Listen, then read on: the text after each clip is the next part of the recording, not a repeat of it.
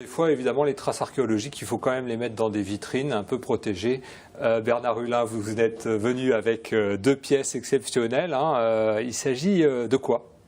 Alors deux fragments, un fragment de Galtière du XIIIe, XIVe siècle et un fragment de marmite du XIIIe siècle, retrouvés lors des fouilles à Landévennec dans les années 90. Alors on vient de voir comment on s'habillait au 5e siècle. Ça veut dire qu'on faisait déjà des crêpes au 5e siècle, eh bien, vraisemblablement? De toute évidence. Au moins au XIIIe.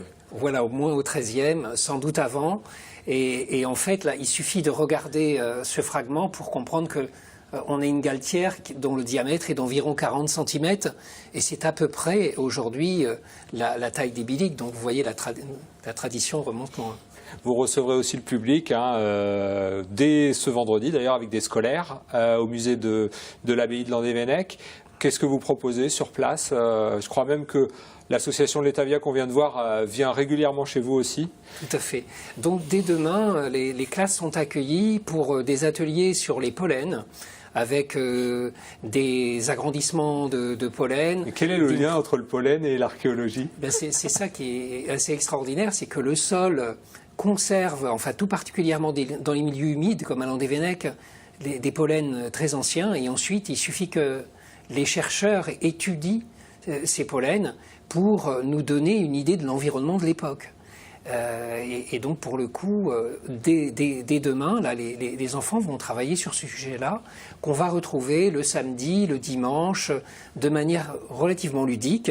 L'idée, c'est aussi de permettre que la science qui est dans les coulisses de l'archéologie soit accessible par tous. Est-ce que ça veut dire que le paysage était un peu différent dans un temps reculé, c'est-à-dire il y a plusieurs siècles? Alors on sait par exemple qu'il y a une remontée des eaux à partir des années 1000, ce qui fait que les moines qui étaient installés sur un site très propice jusque-là, voilà, vont vivre dans un milieu relativement humide, ce qui fait qu'à chaque fois qu'ils reconstruiront, toujours à la même place, ils essaieront de reconstruire un petit peu au-dessus.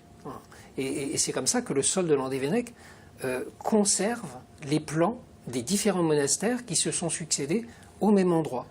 Et ce qui explique que quand on veut remonter jusqu'au niveau le plus ancien, on descend à certains endroits jusqu'à moins 6 mètres.